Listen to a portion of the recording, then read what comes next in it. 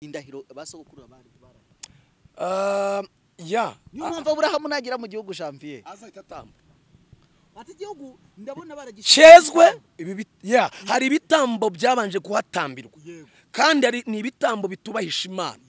Ubu butaka agomba kubutambiraho ibitambo byera bugahumanuka, abana banjye bagahumanuka, karande zikabavaho, imyuka mibi ikazabavaho. The west was belas ubeme ushobora gutamba igitambo ukaba ugitambiye abana bawe, abuzukuru, ubuvivi n'ubuvivuri, gutamba ibitambo. Ariko urabyibuka Manowa avugishwa n'Imana. Mukamanowa ni Imana ibanje kuvugisha, yari ibereye mu murima rwose, yarimo gukora umurimo. Ariko Imana ibwira Mukamanowa, iramubwira ngo mugiye kubyara umwana w'umuhungu, imubwira uko bizagenda.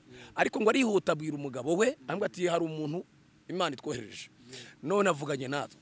Manowa rero avuga ati oya, nanjye reka nze numve. Ahageze kuko umuntu Imana yatumye, marayika araza avugana na Manowa ko bagiye kubyara umwana w'umuhungu ndetse n'uburyo bazamufata uwo mwana.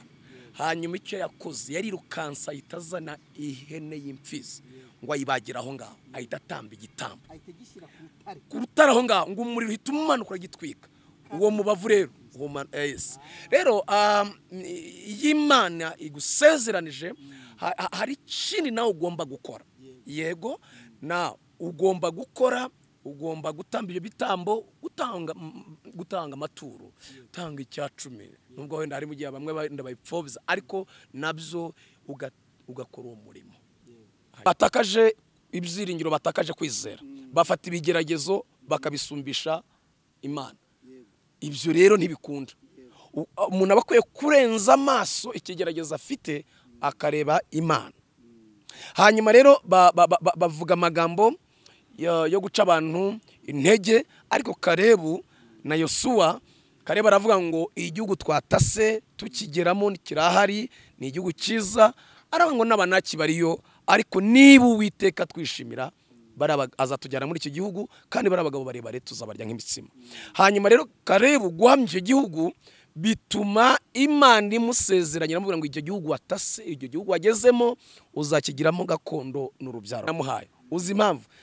Hari igihe habaho n'umwuka udindiza umuntu, mwuka mudindiza, mwuka mukereza, mwuka mushyeshyenga, mwibagiza, ukaba mu gihugu kirimo umugisha ariko ufite izo mbaraga zikwatatse, uhumya amaso, amatwi atumva, ibitekerezo biri dawuni, bitabasha gutekereza. Imana itugire neza. Amara imyaka 45 ari mu gihugu atarabona umugisha, atarabona gakondo. Aha rero ariko umunsi, nega amatwi meme, umunsi ibitekerezo byabohotse, umunsi ibitekerezo byabohotse, yisanze ari mu gihugu ariko adafite umugisha, yisanze ari mu gihugu Imana yabasezeranije ariko we nta gakondo afite. Uwo munsi nibwo yahagurutse ajya kwa Yosuwa, ajya kwa kumugabane we. Yes, reka ngushimire ko ukurikirana umwe bw'abera Ministries. Imana y'amahoro iguhe umugisha. Dusuje abantu bari mu gihugu cy'u Rwanda, Iburasirazuba, Uburengerazuba, Amajyepfo n'Amajyaruguru, umujyi wa Kigali n'intara ya gatandatu y'abadiaspora. Turabasuje kandi turabishimira ko tubana hano ku umwe bw'abera Ministries. Uyu munsi n'ubundi turi kumwe na Prophet Janvier. Muraho neza Prophet? Kubera Imana turaho. Turashima Imana. Ko witonze nkaho warwaye? Yandi muzima, meze neza. Amen. Yego, twongeye rero tuguhaye ikaze. Nkunda gutebya hano ku umwe bw'abera Ministries, nkavuga ngo tubahaye ikaze na karibu. Murakoze cyane, turabyishimiye. Ese buri ikaze na karibu buriya binafana binikimwe. Ikaze karibu. Ahubwo ariko umuntu ashobora kuguha ikaze ntaguhe karibu. Ubone mu rundi rurimi karibone, ikaze. Ushobora kubamagara Emi, uraho neza, ndaho neza, amakuru ni meza. Okay, uriya ndifuza kuzagusura, ntuhawe ikaze, ariko wahagera nkakubwira ngo nta karibu. Abantu rero uriya nta kantu naje gutekereza nsanga nyine nako erega uri umuvumbuzi. Ariko wari umeze neza. Bo iyo umuntu ahumeka ari muzima, kandi igishoro cy'ubuzima nuko umuntu abagihumeka. Ibyo dukenera mu buzima byose, kwambara neza, kurya neza, kurara heza, kuko byenda bikunda. kuba ahantu heza, kwambara neza, kurya neza. Ibyo rero dukenera tubikenera ko turi bazima. Tunabwira abantu badukurikiranye hano kuri ubumwe bw'abere ministries, ugifite ubuzima ugihumeka, Imana yabwo icyubahiro. Hari n'igihe waba mu buzima bitameze neza urwaye, kuba ugihumeka byonyine hariho ibyiringiro ko wakira. Na Yobu yarabivuze, haracyariho ibyiringiro. Uzo ubivuga Yobu, abana bamushizeho, ibintu byose byashize, umubiri watatswe, arwaye ibishyute kubera ko ubworo bw'ikirenge kugeza mu gitware cy'umutwe hose, yishimisha urujyo, ari mu ivu, ariko aravuga ngo haracyariho ibyiringiro. Iyo ku giti cyatemwa cyakongera kigashibuka. Uzi impamvu? Yari muzima mu bugingo, kandi n'umubiri we nubwo ari waratatswe, ariko aravuga ati Imana izangirira neza. Rero umuntu agihumeka, none mukamufitanye ubumwe n'Imana, haracyariho ibyiringiro. Murakoze cyane, Imana ibahe umugisha kandi bishimire. Tubakiye mu isengesho kugira ngo dutangire ikiganiro cyacu cy'uyu munsi. Murakoze. Mana, turagushimiye mu izina rya Yesu, tugushimiye neza yawe ndetse n'ubuntu bwawe. Tugushimiye ko wabanye natwe iminsi yose itambutse, twabonye neza yawe, twabonye imbaraga zawe. Turagushimiye ko waturinze, turasabye kugira ngo bane natwe, ari abatureba hano ku bumwe bw'abera ministries, kugira ngo babashe kutwungukiraho, kandi turasabye umwuka wera arusheho kubana natwe. Urakoze kugize neza, tubishimiye Imana mu izina rya Kristo Yesu. Amen. Yego, abantu mwakoze subscribe, ntabwo twabarenze ngo Imana y'amahoro ibahe umugisha, ibishimire, ibahe umugisha, ibateteshe, barebe ijisho ryiza, kandi ibahe kuba mu gihugu cy'Uwiteka Imana yanyu, ibaha mu kinezerererwemo kandi mutete. Hari ijambo nshaka yuko uyu munsi tuganiraho. Uyu munsi ndari gusaba narisome muri Zaburi 105. Zaburi 105.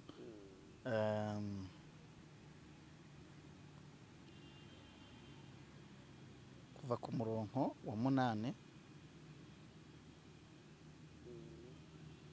ubwira kugera ku murongo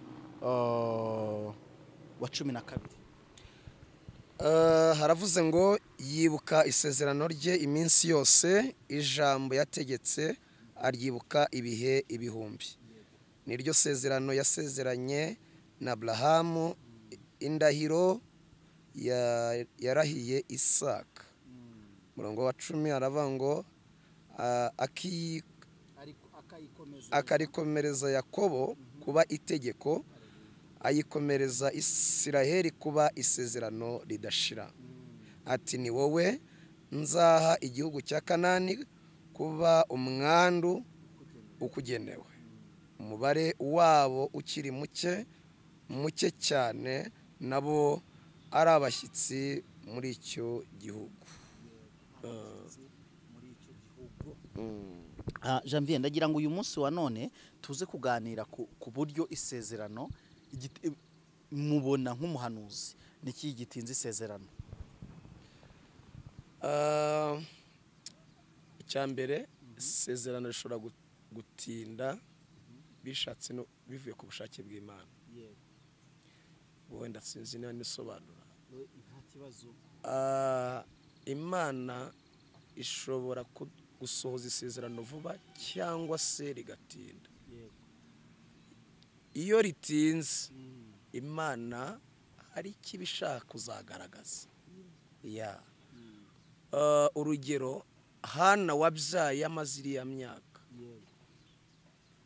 byari ukugira ngo umunsi Imana imusubije, abantu bazavuga ngo Imana iratabara. Imana ishobora gutinza isezerano ku buzima bwawe, igira ngo nibikora benshi bazagire kwizera, bavuga ngo Imana iratabara. Hanyuma icya kabiri, isezerano rishobora gutinda bitewe n'uwarihawe. Ararihawe, ntabwo ahagurutse ngo ashake icyo Imana imuvuzeho. Niba Imana ikubwiye gucuruza, vaho Imana ivugiye, jyaho Imana ikorera. Niba Imana ivuze kuzaba dogiteri, wiryama ava mu ishuka, tangira ujye kwiga, usome ibitabo cyane, kuko ntabwo uzaba dogiteri utaragiye kwiga. Niba Imana ivuze ikavuga ngo nkuhaye umugisha mu bucuruzi, kanyigarukeho, ukabona ibihumbi 100, ukabona akamesaje karaje kakuye kuri telefone, Imana yavuze ubucuruzi, tangira rero ujye gushaka ubucuruzi. Tangira n'ayo mafaranga make wagenda hara mu isoko ugatangira ugakora. Rero nabyumva neza, arigera abantu bakererwa kujya gushaka iki Imana ibabwiye. Kandi ntabwo Imana ivuze gucuruza yahita ikufata ngigushyire Matewusi, ubanza hahandi hasi kapito ntoya, Imana ikajya igenda iguha umugisha ikuzamura. Isezerano rero rishobora gutinda bitewe nuko abantu batavaho Imana ivugiye ngo bajye aho Imana ikorera. Icya gatatu, isezerano rishobora gutinda bitewe n'umuntu warihawe kubera akora ibyaha. Bure byaha nabyo bizana umuvumo, byagukereza, wadindira. Bure nicyo cyatumye n'Abisirayeli badindira mu butayu. Hari inzira ya bugufiya, ariko kubitewe na Egiputa ikiri mu bitekerezo byabo, Imana ngo simbajyanayo bagifite Egiputa mu bitekerezo byabo. Bageze i Kanani mu mugisha, bageze i Kanani mu gihugu mbasezeranya kubajyanamo nababwiye nabahaye. Egiputa ikibarimo bakora amabi, hanyuma Imana batindiriza muri brabo butayu. Kutumva rero kudakosoka, bamwe barashire no mu butayu. Kiretse Kalebu na Yosuwa nyine bizeye Imana. Ikindi cya kane hari ingibwe cya kane kukubaza kuri Kalebu zo kwashinga. Yego, icya kane, umuntu uhawe isezerano akwiye kuba afite kwizera. Kubera kwizera ni imbaraga zikomeye cyane zipushinga umuntu akava aho yarari akajya mu cyerekezo Imana imujyanamo. Iyo udafite kwizera rero upfira mu butayu. Iyo udafite kwizera, ibitekerezo byo mu butayu birakwangiza. Rero mvuze wenda nkoze samari nubwo ari byinshi, ibyo bishobora gutuma abantu batagera ku cyo Imana bavuzeho. Ariko icyambere twavuze, Imana ishobora gutinza isezerano ishaka kuzagira ikintu ikreya ibyazamo. Reka ntange nk'urugero, umubyeyi ubyaye afite umwaka umwe ushize, donc ari amaze imyaka 2 ariko akabyara, n'umubyeyi umaze imyaka 10 akabyara, bahagaze mu rusengero, bahagaze imbere y'abantu bose bagatanga amashimwe. Ntekereza ko abakumva ikintu gikomeye cyane ni wa wundi umaze imyaka 10 Imana ihaye urubyaro. Rero hari igihe Imana ishobora gutinza, kandi niko ijambo ry'Imana rivuga, kugeza ubwo isezerano ryasohoye ryaramugerageje. Ni Joseph, ariko Imana yamugiriye neza. Iyo utinze mu bigeragezo uba uzaba umuntu ukomeye. Iyo utinze mu bigeragezo uba uzahabwa ibintu bifite imbaraga. Imana kugira ngo igucure, kugira ngo Imana ikubake, kugira ngo ibyo igiye kuzaguha bizaze bisanga ufite hari ikibanza cyiza cyo kubitereka. Murakoze. Aha, murakoze cyane. Ubwo turi ku bijyanye n'isezerano, ni impamvu ritinda. Tumenye impamvu ritinda. Wavuzemo n'ikintu bajya bita ibyaha bikurura imivumo na karande. Ese aho nakoreka mbe nkashinze igiti kubona ndaza kukakubaza gakurikiranye n'ibya Kalebu. Twasomye ku murongo wa 10 arikomereza Yakobo ku bitegeko, ayikomereza Isiraheli ku bisezerano. Ese kuki Yakobo tuzi ko ari we Isiraheli? Kuki Imana ivuga Yakobo ikavuga na Isiraheli? Yakobo yarihinduriwe igihe yavaga kwa Labani, hanyuma niko bimeze kwa nyirarume agarutse iwabo. Uzi ko Yakobo yahunze mwene se Esawu, amutwaye umugisha. Hanyuma rero Esawu ashatse kumwica, ahita ahungira kwa nyirarume. Yamaze burya imyaka 20 6 yo kuragira imikumbi, ndabona birimo kubijijinganya, 6 yo kuragira umukumbi wa Labani, 7 yo gutendera Rasheli.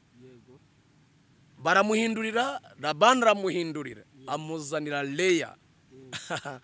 Aramubwira ati kuba mpaye Leya, ati rero hano ntitushingira umuto kandi umukuru ahari. Ubwo rero uwo wakunze wongera umutendere indi myaka 7, siba imyaka 14 no kuragira 6. bibaye imyaka 20. Yarahagurutse rero arahavuye, Imana yamwe ngo nahaguruka agende. Imana tugire neza. Hari igihe Imana igiva ngo nimuhaguruke mugende. Hanyuma hagurutse agiye, ariko ngo Imana yari yakangaye umugabo witwa Labani. Hanyuma reka nihute, aho rero niho yaje guhindurirwa izina. Yaraye ku musozi uyu Yakobo, yitwa Yakobo.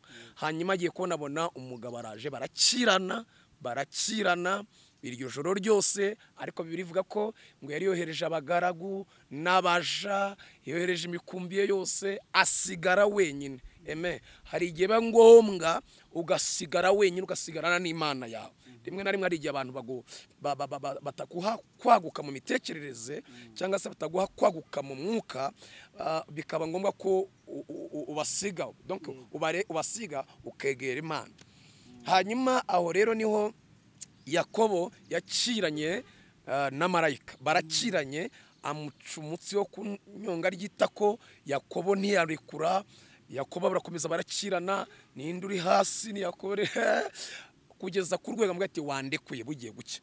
Aho rero niho Yakobo yavuze ngo sindi bukure ko utampaye umugisha. Hanyuma aramubaza ngo ubundi witwa nde? Aravuga ngo nitwa Yakobo. Yakobo rero bisobanura umuriganya. Hanyuma rero ijambo riravuga ngo kuko wakiranije Imana n'abantu kanesha, nukiswe Yakobo, ukundi wiswe Izirayeli, ubwoko bw'Imana. Izirayeli, ubwoko bw'Imana. Murakoze. Naho rero Yakobo yahinduriwe izina rirahinduka, ahinduka Isiraheli, ahabwa izina ryitwa Isiraheli. Izina ry'uburiganya rivaho, haza izina ryitwa Isiraheli. Umwana cyangwa se umwana w'umwami, cyangwa se igikomangoma cy'umwami. None bishatse kuvuga ngo nta muntu wahabwa isezerano rigerwaho ari uko wahindurira izina, cyangwa hari n'abantu bahabwa amasezerano batahindurira izina? Hari isezerano ry'ubugingo, hakaba n'isezerano ry'ibintu tubona biri materiel tubona. Isezerano ry'ubugingo umuntu arihabwa ubugingo kwizera Yesu, ukabahawe isezerano ry'ubugingo buhoraho. Hakaba rero n'amasezerano yasanzwe. Ariko iyo ari amasezerano, buriya ari amasezerano yeme atandukanye. Hari isezerano Imana iguha igashyiraho kondisiyo. Nugira gutya nzagira gutya, nugira gutya nzakugirira gutya. Hakabaho n'isezerano ridafite kondisiyo. Isezerano Imana ikagusezeranya nzakugirira neza. Reka twinjire ku isezerano noneho rifite kondisiyo. Ese isezerano rifite kondisiyo ni irihe? Iyo kondisiyo aba ari iyihe? Hari igihe, reka turebe, wenda hari igihe Imana igusezeranya, isezeranyije yuko nzaba umukire. Uzaba umukire. Ariko mu miryango yanjye hari abantu batifuza ko mba umukire. Ubwo kondisiyo iraho ni iyihe? Dore hari isezerano rifite kondisiyo, navuze Imana ikaguha isezerano ariko ikazaho kondisiyo. Ni isezerano rivuga ngo numba imbere, nunkorera, nunyubaha nzakugira gutya, nzogeza izina ryawe, nzaguha umugisha. Kandi na Abrahamu buriya yari afite isezerano ririho na kondisiyo, rimubwira ngo va, jya, usige, hanyuma nzakugira gutya, nzakogeza, nzaguha umugisha, uzaba umugisha. Yes, urumva ko Imana yamubwiye ngo va, usige, ujye. Buri ifite kondisiyo. Iyo atava ngo asige, ngo agende, ntabwo ari kubona wa mugisha. Janvier, nyumva neza, uyu mugabo babwiye ngo va, siga, ugende, hari ikindi akeneye kugira ngo abone umugisha? Hari ikindi akeneye? Ni ibi bintu Imana imubwiye, kuva, gusiga no kujya. Nibyo Imana imubwiye. Kondisiyo, yego. Hari ikindi kintu umuntu yakora cyatuma byibuze uyu muntu w'Imana wavuye agasiga akajya, Imana ikomeza kubana nawe, kandi ibyo yavuzeho, ibyo yamuvuzeho bigakomeza ngo nshikamiza mu maboko yawe mwami, aho nshaka yagakomeza gashikamira mu maboko y'Uwiteka? Iyo Imana igusezeranije, ukagenda muri ari amahame nk'uko tuba tubivuze, ku Abrahamu yavuye arasiga, hanyuma ajya kugira ngo Imana imuhe umugisha. Ariko akimara kwinjira mu gihugu cy'Ikanani yakoze ikindi kintu gikomeye, atamba ibitambo. Urimo urabyumva neza? Imana ye yabimubwiye. Ni ihishurirwa. Yego ni ihishurirwa Abraham agize. Aravuga ati ngomba gutamba ibitambo. Ariko urabyibuka Manowa avugishwa n'Imana. Mukamanowa ni Imana ibanje kuvugisha. Yari ibereye mu murima rwose, yarimo gukora umurimo, ariko Imana ibwira Mukamanowa, iramubwira ngo mugiye kubyara umwana w'umuhungu. Imubwira uko bizagenda. Ariko ngo arihuta abwira umugabo we, ambwa ati hari umuntu Imana itwohereje. None avuganye natwe. Manowa rero aravuga ati oya nanjye reka nze numve. Ahageze kuko umuntu Imana yatumye, marayika araza avugana na Manowa ko bagiye kubyara umwana w'umuhungu ndetse n'uburyo bazamufata uwo mwana. Hanyuma icyo yakoze yarirukansa itazana ihene y'imfizi ngo ayibagira aho ngaho, ahita atamba igitambo ku rutare aho ngaho, ngo umuriro uhita umanuka uragitwika uwo mubavu rero. Rero y'Imana igusezeranije hari ikindi nawe ugomba gukora. Yego na ugomba gukora, ugomba gutamba ibyo bitambo, gutanga amaturo, utanga icyacumi. Nubwo wenda hari mu gihe bamwe benda bayipfobya, ariko nabyo ugakora uwo murimo, hanyuma Imana ikakugirira neza. Erega hari ikintu abantu bibesha profete, kumva yuko ngiye ninjya gutanga cyangwa se ninjya kubiba cyangwa se ninjya gutamba igitambo cyanjye, ubundi ijambo ryabanjirije cya gitambo. Twavuze yuko ikintu cya mbere, niba nta cyaha kikurega imbere y'Imana, ngo iyo nta cyaha ngo turatinyuka imbere y'Imana tukavuga. Ariko niba ugiye gutamba, ariko gitambe wamaze kukivugiraho amagambo. Buri gihe cyose igitambo cyose kimaze cyavugirwaho amagambo, ayo magambo cyaturiyeho ni yagukorera. Nise urafashe gutya uvuze oh my God kananga igitambo nta jambo avuze. Ariko buri gitambo cyose kijyanwa n'ijambo. Buriya ngiye nko kuguha ikintu, ngewe ubwanjye hari amagambo ngomba kwatura, avuga ngo mbibye mu maboko ya Janvier, ariko nkeneye iki niko tumezeme. Birakwiriye ko ujya icyo gitambo cyawe ugitanga, ariko ufite icyo ushaka ukacyatura. Kandi na Abrahamu igihugu Imana yamubwiye, yes, ntiyamubwiye aho kiri, akigezemo. Imana iramubwita iki gihugu weho n'abana bawe nzakibaha. Ahita kandi igihugu already ni lorido yahageze, yakihawe, ariko agomba gutambira Imana ibitambo. Dore cyica barokore rero ni ukubona ibyo Imana itubwira tubigezemo ntitubitambira igitambo. Icyo ni ikindi. Ubundi kugera mu by'Imana yavuganye nawe nibyo ni kimwe, ariko ukwiye no kubishyiraho uburinzi.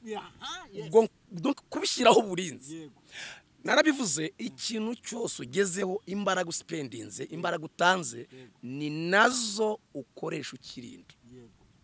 Niba rero Imana igusohoreje isezerano, ukwiye gutanga icyo gitambo kirinda ikimana yakubwiye. Numva igitangaje hano, nasomye neza ndatangara ngo iyatambye iki gitambo Abrahamu agitambira, kandi Imana yaramubwiye ngo nzagiha abuzukuru, ngo abana abuzukuru bawe, ngo nicyo nzaba abuzukuru.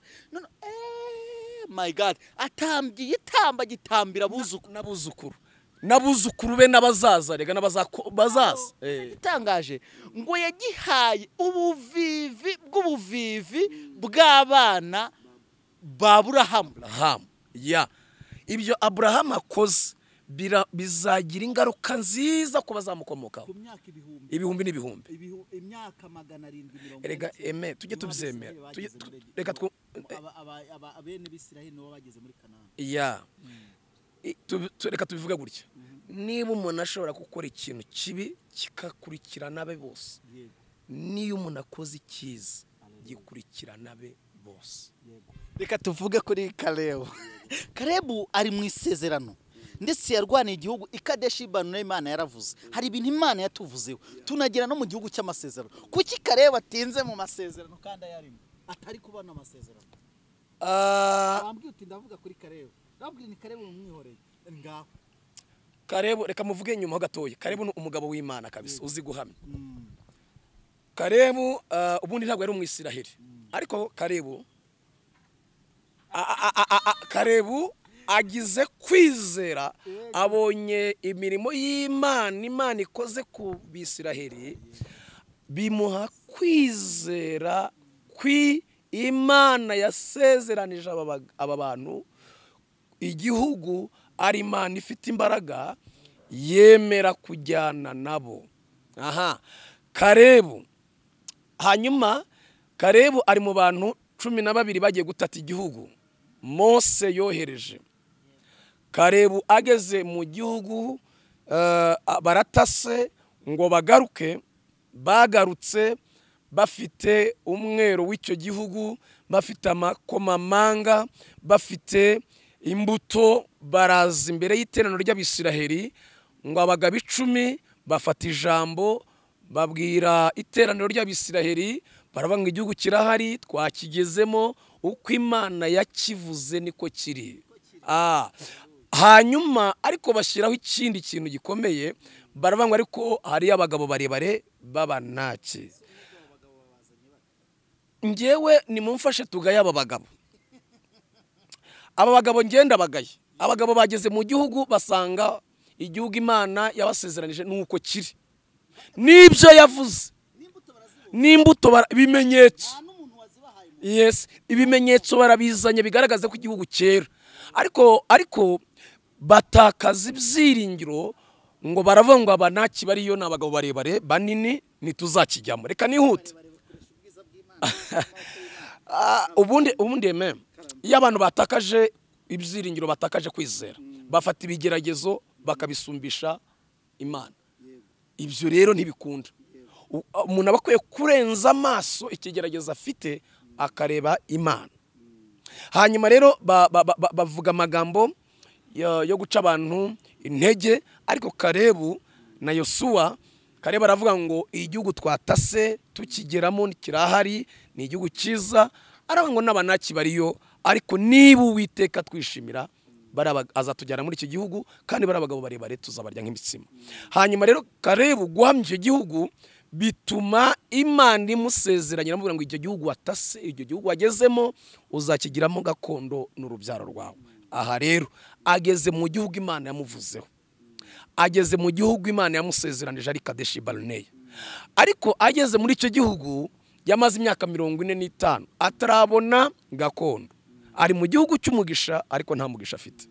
Ari mu gihugu kiteye imbere kimeze neza ariko we arirwa asembera, arirwa yakodesheje aha, yagiye aha, ngayo nguko. Amara imyaka 45. Umurongo wa 12 twaso ngo umubare wabo ukiri muke ngo arabashitsi nabimukira Karebu n'umushitsi mu gihugu Imana yamusezeranije yamuhaye. None yaramubwiye n'umusozi, ariko ari muri iki gihugu atarajya ku musozi we. Rero biravuze ngo Imana yaramusezeranije, yageze mu gihugu ariko ntarabona icyo Imana yamuhaye. Urimo urabyumva neza? Ntarabona umugisha Imana yamuhaye. Uzi impamvu? Hari igihe habaho n'umwuka udindiza umuntu. Mwuka mudindiza, mwuka mukereza, mwuka mushyeshyenga, mwibagiza, ukaba mu gihugu kirimo umugisha ariko ufite izo mbaraga zikwatatse, uhumya amaso, amatwi atumva, ibitekerezo biri down, bitabasha gutekereza. Imana itugire neza. Amara imyaka 45 ari mu gihugu atarabona umugisha, atarabona gakondo. Aha rero ariko umunsi nega amatwi meme, umunsi ibitekerezo byabohotse, umunsi ibitekerezo byabohotse, yisanze ari mu gihugu ariko adafite umugisha, yisanze ari mu gihugu Imana yabasezeranije ariko we nta gakondo afite. Uwo munsi nibwo yahagurutse ajya kwa Yosuwa, ajya kwa kumugabane we. Aha, naravuze ngo ese yajya mu mwaka wa mbere he kubona gakondo ye, yajya mu mwaka wa kabiri se ntari kujya akabona gakondo ye. Ariko amara imyaka 45 yose ari muri icyo gihugu ariko nta gakondo afite. Imana itugire neza, Imana iturengere. Uyu mugabo amaze imyaka igera muri 45 kuko ngo yatabarutse cyangwa se yatabaye afite imyaka 40. Noneho yabwiye Yosuwa, ageze kwa Yosuwa aramubwira ati rega nyibuka. Yari yanamwibagiwe, yaramwibagiwe kandi ari abantu bafatanye igihugu ariko aramubwira ati ntuzi icyo Uwiteka yatuvuzeho kuri ikadeshi y'Ibaruneya ntuzi icyo Uwiteka yatuvuzeho turi ikadeshi y'Ibaruneya nanone ahangaha abantu bakwiye kubika icyo Imana yavuganye nabo usuzuguranwe n'icyo Imana yakuvuzeho ariko ukitekerezaho ukibuka aramubwira ngo ntubizi hanyuma Yosuwa nibwo yamwibutse ngo amwibutse rero aramubwira ati rero igihugu narakigabanije cyararangiye ubwo rero ni ukwihangana ariko aramubwira ati ariko hari ahantu hari umusozi uriho abanaki niho abanaki bose bahungiye niho bari ibigabo kandi ngo byariyesha abagabo bakomeye cyane ugira ngo bafite isezerano ryawe ntibariye barariye baratamiye Bilastin ariko tugomba guhaguruka tukarwanira gakondo yacu uri mu gihugu cy'umugisha igihugu cy'u Rwanda Imana yahaye umugisha ariko ugomba guhaguruka ukavana n'amaboko mu mufuka ukabohoka yes niba bigusaba ibitambo bitambe kuri Imana igusaba gukora ugikora ariko reka nkubwira kandi kantu uzi kugira ngo abantu bagere ku cyo Imana yavuze cyangwa se abantu bagere ku byishimo by'iki gihugu naho habonetsemo ibitambo ariko wowe urashaka kugira ngo urye imbuto z'iki gihugu nta gitambo ari abantu ibitambo byaratamwe cyane abantu batanga ubuzima bwabo kugira ngo igihugu kigira amahoro ariko wowe urashaka inzu ariko wowe urashaka ibintu byiza wicaye aho sa nta kintu ugomba gukora ntabwo ari byo ni nka Karebu rero ageze mu gihugu kimeze neza cy'umugisha cyubakitse ariko wakomeje kwicara gusa aricaye bituma atabasha kubona icyo yasezeranijwe natwe rero Imana yatugiriye neza nk'abanyarwanda Imana yatugiriye neza yaduhaye igihugu cyiza gifite ubuyobozi bwiza ariko hari ibicaniro n'ibiterekero n'ibiki byose byari biri amen ubwo rero nawe iyo uzanye ibyo bicaniro byirigiriye umukobwa ashobora kuba mwiza ariko kubera ibicaniro bubatse ku buzima bwe neza ntashake bakavuga ngo nanashaka azaba ashakiwe imandwa yacu yanagira ukagira amahirwe ugapushinga ugashaka ariko wanashaka kuko ukabura urubyaro kuko washingiwe utashingiwe umugabo muri kumwe neza utabibona cyangwa se ugashingiwe kuko utashingiwe umugore neza muri kukagira ngo nawe ariko hari umugabo hani n'umugore babashingiye kubwo indahiro basogokuru bari niyo mpamvu Aburahamu nagira mu gihugu Janvier azahita atamba ati igihugu ndabona baragishezwe hari ibitambo byabanje kuhatambirwa kandi ni ibitambo bitubahisha Imana ubu butaka agomba kubutambiraho ibitambo byera bugahumanuka abana banjye bagahumanuka karande zikabavaho imyuka mibi kazabavaho the west was belas ubeme ushobora gutamba igitambo ukaba ugitambiye abana bawe abuzukuru ubuvivi n'ubuvivuri ukabagenda uba connectinga n'amaraso ya Yesu ukaba connectinga n'umugisha wihuza n'umugisha unabyumva neza amen nge hari umuryango nzi w'abana benshi bagiye barwara imyuka mibi baragasara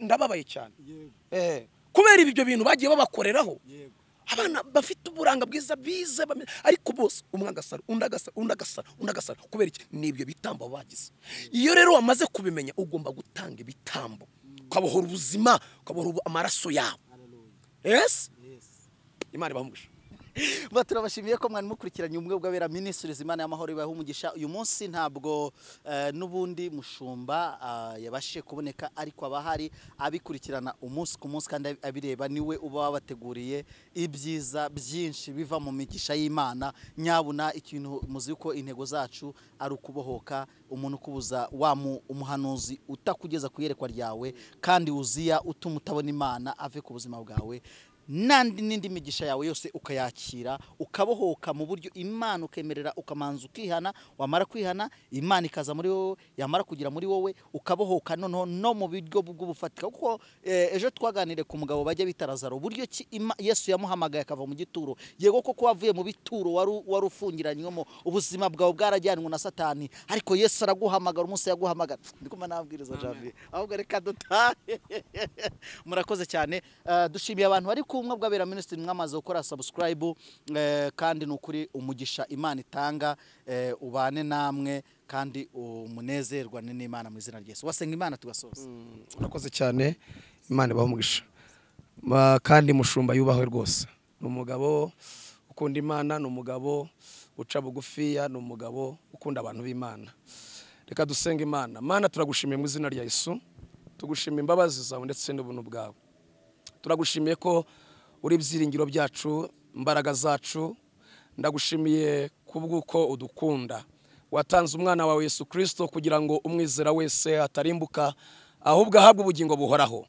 abadukurikirana ku bumwe bw'abera ministries turabasengeye kandi abahagararanye n'iyi ministeri Lalo Entosbi turasabye ngo bahabwe umugisha n'Imana dusengeye ababuze urubyaro bagira urubyaro dusengeye abacuruzaga bikanga bacuruze dusengeye abarwayi indwari zarizo zose zikire mu izina rya Kristo Yesu twatuye ubuzima twatuye imibereho urakoze mwami kandi dusengeye n'igihugu cyacu gihe umugisha ndetse n'ubuyobozi bwacu abanyarwanda bagire neza abadiaspora aho abantu bari hose bagire neza mwami ubwami bwawe burusheho kugaragara burusheho kuganza tubishimiye Imana mu izina rya Yesu amen.